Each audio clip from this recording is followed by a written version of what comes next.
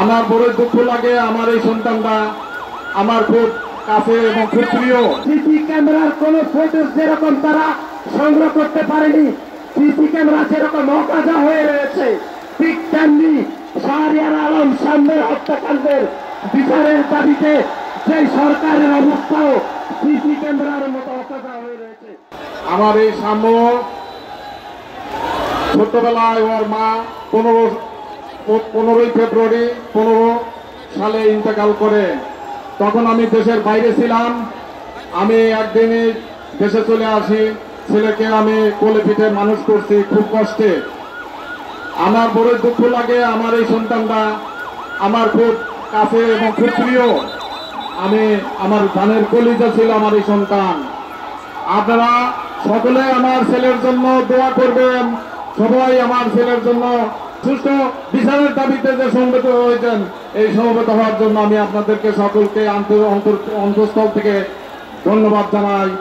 বাংলাদেশ জাতীয়তাবাদী ছাত্র দলের কোন নেতা কর্মীর নামে যদি ভবিষ্যতে কোন নেতা কর্মীর গায়ে কোনো আঘাত করা হয়, তাহলে বাংলাদেশের সাধারণ শিক্ষার্থীদেরকে পাশে নিয়ে বাংলাদেশ জাতীয়তাবাদী ছাত্র দলের প্রতিটি নেতা কর্মী, বাংলাদেশের প্রতিটি শিক্ষাঙ্গনে আমরা আন্দোলন সংগ্রাম করে তুলব। আমরা মনে করছি খুনি শেখ হাসিনা যেরকম সাগর রুনি হত্যাকাণ্ডের দায় এড়ানোর জন্য যেরকম বলেছিল যে কারো বেডরুম পাহারা পাহারার দায় দায়িত্ব যেন খুনি শেখ হাসিনার নয়, ঠিক তেমনি সৌদি উদ্যান সংলগ্ন যে এলাকাতে শাহরিয়ার আলম সাম্য যেখানে খুন হয়েছে, সেই হত্যাকাণ্ড যেরকম তারা দায় এড়াতে পারে না, যেমনি খুনি হাসিনা দায় এড়িয়েছিল। সিসি ক্যামেরার কোন ফুটেজ যেরকম তারা সংগ্রহ করতে পারেনি, সিসি ক্যামেরা যেরকম অকাজা হয়ে রয়েছে, ঠিক তেমনি শাহরিয়ার আলম সামনের হত্যাকাণ্ডের বিচারের দাবিতে যে সরকারের অবস্থাও সিসি ক্যামেরার মতো অকাজা হয়ে রয়েছে।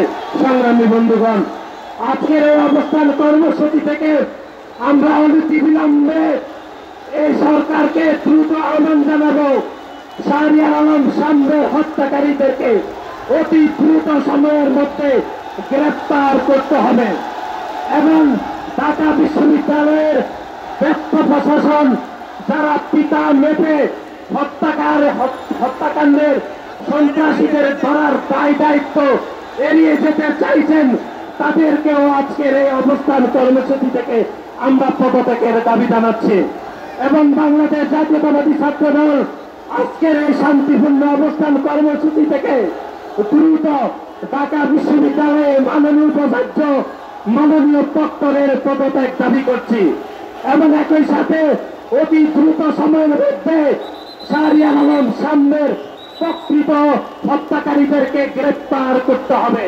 নতুবা বাংলাদেশের প্রতিটি শিক্ষাঙ্গনে বাংলাদেশ জাতীয়তাবাদী ছাত্র দল সাধারণ শিক্ষার্থীদেরকে পাশে দিয়ে বাংলাদেশ জাতীয়তাবাদী ছাত্র দল দুর্বার আন্দোলন করে